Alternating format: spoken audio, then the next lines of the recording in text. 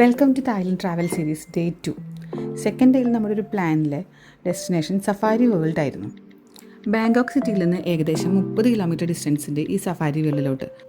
Safari world open ചെയ്യാൻ മോർണിംഗിൽ 9 AM ആ ഒരു സമയത്ത് തന്നെ നമുക്ക് എത്തുകയാണെന്ന് വെച്ചാൽ ഒത്തിരി ബെനിഫിറ്റ്സ് ഉണ്ട്. നമുക്ക് ആ അനിമൽ ഷോസൊക്കെ എല്ലാം പ്രോപ്പറായിട്ട് വാച്ച് ചെയ്യണമെങ്കിൽ നേരത്തെ എത്തുമായിരിക്കും ബെറ്റർ.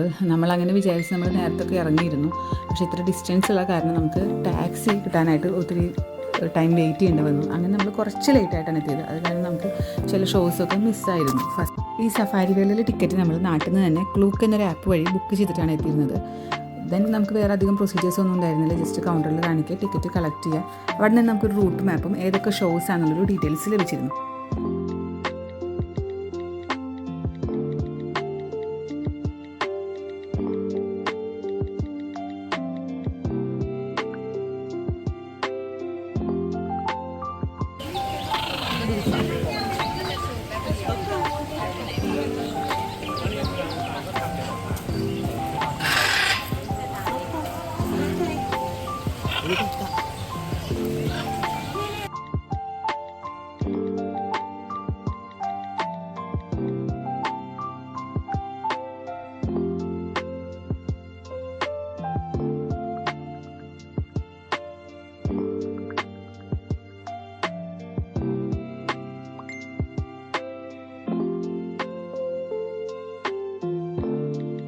നമുക്കൊരു ഫുൾ ഡേ സ്പെൻഡ് ചെയ്തിട്ട് ഒരിക്കൽ പോലും ബോറടിച്ചിട്ടില്ല ഈ ഒരു പ്ലേസിൽ വന്നിട്ട്. നമ്മൾ 3 പേരും ഭയങ്കര എക്സൈറ്റഡ് ആയിരുന്നു കേട്ടോ ഈ ഒരു പ്ലേസിൽ വന്നപ്പോൾ. നമ്മൾ ഷോസ് കാണുന്നു, അനിമൽസിനെ കാണാൻ പോകും, ഇടയ്ക്ക് ആക്ടിവിറ്റീസ് ചെയ്യും. ഇതിനൊക്കെ ഇടയിൽ ഗ്യാപ്പിൽ ഹല്ലുക്കുട്ടിനടുത്ത് വയ്യാതായി കഴിഞ്ഞാൽ ഇടയ്ക്ക് എവിടെയെങ്കിലും പോയിരുന്ന് എന്തെങ്കിലും കുറച്ച് നല്ല ഫുഡൊക്കെ കഴിച്ച് അങ്ങനെയും കുറച്ച് നേരം റിലാക്സ്. നമുക്കും ഇതുപോലെ ബേർഡ്സിൻ്റെ കൂടെയെല്ലാം ഫോട്ടോസൊക്കെ എടുക്കാൻ പറ്റും കേട്ടോ. പിന്നെ എന്താണെന്ന് വെച്ചാൽ അത്യാവശ്യം നല്ല റേറ്റ് ആയിരിക്കും, നല്ല കത്തി റേറ്റ് ആയിരുന്നു. അപ്പോൾ നമുക്ക് ഭയങ്കര ആഗ്രഹമുള്ള കാര്യങ്ങൾക്ക് മാത്രമേ അങ്ങനെ നമ്മൾ സ്പെൻഡ് ചെയ്തിരുന്നുള്ളൂ.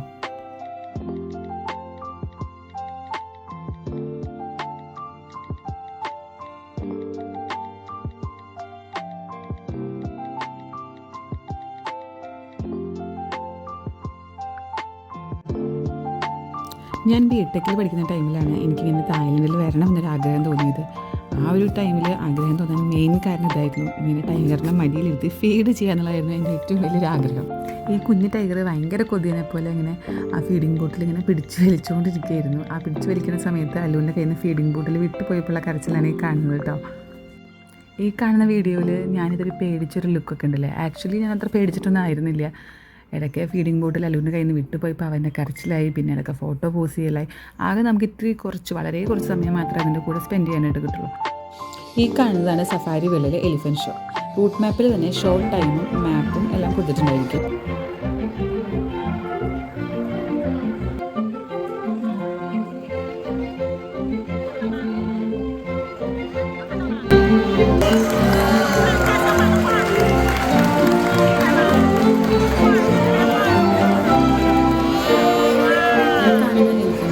പിക്ചറും അവർ സെയിലിന് വയ്ക്കും.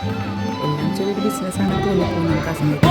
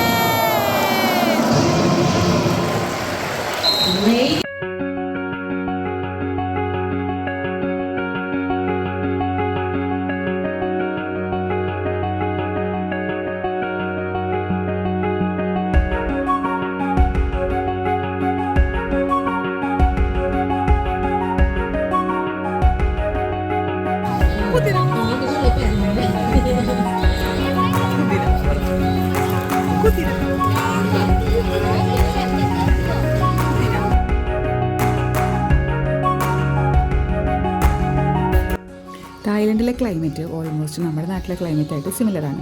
അപ്പോൾ അങ്ങനെ ഉച്ചയ്ക്ക് ചൂടെടുത്തിരിക്കേണ്ട, കുറച്ച് നേരം എ സിയിലിരിക്കാമെന്ന് വിചാരിച്ചുകൊണ്ട് നമ്മളെപ്പോലുള്ള കുറേ പാരൻസ് ബേബിയായിട്ട് ഇവിടെ വന്നിരിക്കുന്നുണ്ടായിരുന്നു.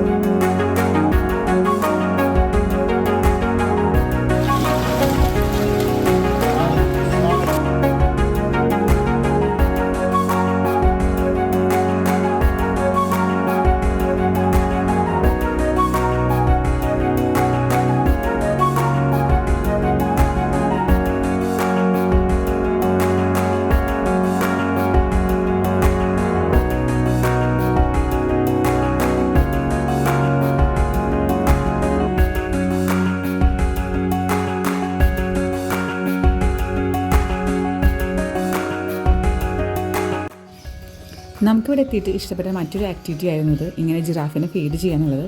വേൾഡിൽ തന്നെ ലാർജസ്റ്റ് ആയിട്ടുള്ള ഒരു ജിറാഫ് ടവറാണിത്.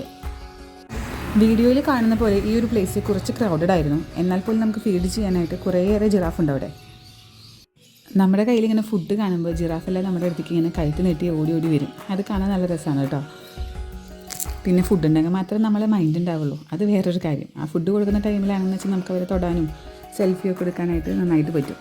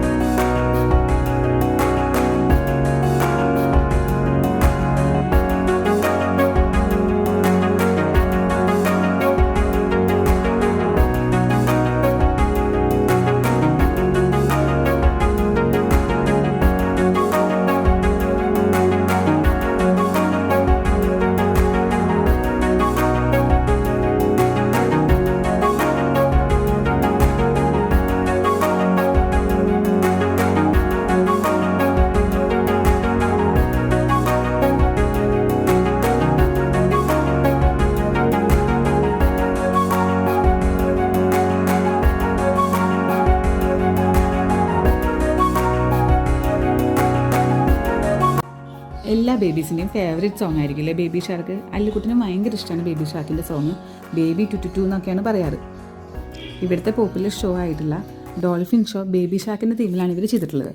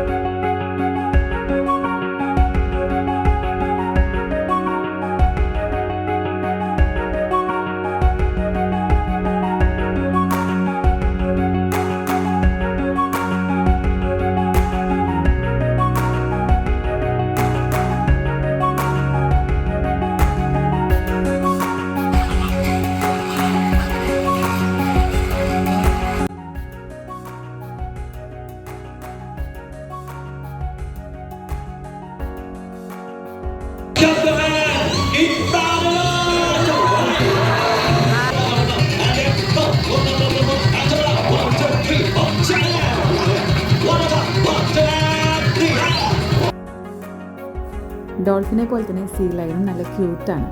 ഡോൾഫിനേക്കാൾ കുറച്ചുകൂടി ആക്ടിവിറ്റീസ് എല്ലാം ചെയ്യുന്നത് സീ ലയണാണ്. ഈ ഷോന് ശേഷം നമുക്ക് ഡോൾഫിൻ്റെ കൂടെയും സീ ലയണിൻ്റെ കൂടെയൊക്കെ ഫോട്ടോ എടുക്കാനുള്ള ഫോട്ടോ സെക്ഷനൊക്കെ ഉണ്ടായിരിക്കും. എല്ലാത്തിനും സെപ്പറേറ്റ് ചാർജസ് ഉണ്ടായിരിക്കും. അതും ഞാൻ നേരത്തെ പറഞ്ഞ പോലെ തന്നെ അത്യാവശ്യം നല്ല കത്തി തന്നെയായിരുന്നു. വളരെ ലിമിറ്റഡ് ടൈമേ കിട്ടുള്ളൂ.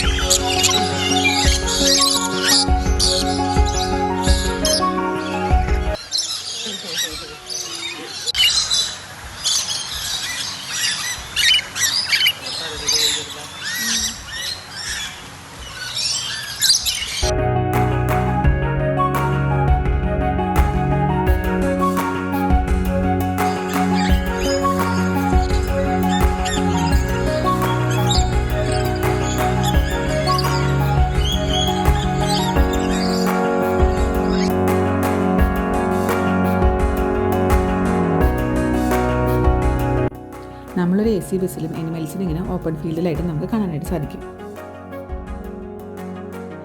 ഇങ്ങനൊരു തായ്ലൻഡ് ട്രിപ്പിനെ കുറിച്ചിട്ട് ഫ്രണ്ട്സിനോട് പറഞ്ഞപ്പോൾ പലരും ചോദിച്ചിരുന്നു അല്ലുവിനെയും കൊണ്ടാണ് പോകുന്നതെന്ന്. അങ്ങനെ അല്ലു ഇല്ലാതൊരു ട്രിപ്പ് പോകാനുള്ള പ്ലാനൊന്നും നമുക്കുണ്ടായിരുന്നില്ല. സഫാരി വേൾഡിലെ ഈ ഒരു ഡേ അല്ലുവിന് വേണ്ടി ഡെഡിക്കേറ്റഡ് ആയിരുന്നു ഞങ്ങൾ. വീഡിയോസിൽ കാണുമ്പോൾ അറിയാം അവൻ എത്രത്തോളം ഹാപ്പിയാണ്. പിന്നെ പേരൻസ് ആകുമ്പോൾ നമ്മുടെ ഹാപ്പിനെസ് എന്നത് നമ്മുടെ ബേബിയെ എത്രത്തോളം ഹാപ്പി ആയിരിക്കും എന്നതല്ലേ. അതിൽ ഞങ്ങൾ ഭയങ്കര സാറ്റിസ്ഫൈഡ് ആയിരുന്നു ഈ ഒരു ഡേ. ഇങ്ങനെ ചെറിയ കുഞ്ഞുങ്ങളുമായിട്ട് ട്രാവൽ ചെയ്യുമ്പോൾ ഇടയ്ക്ക് ഇത്തിരി ബ്രേക്കൊക്കെ എടുത്ത് അവരെ ഹാപ്പി ആക്കി നിർത്തുക. ആ ഒരു കാര്യം നമ്മൾ ശ്രദ്ധിച്ചു കഴിഞ്ഞാൽ ബാക്കി നമ്മുടെ ട്രിപ്പെല്ലാം അടിപൊളിയായിരിക്കും.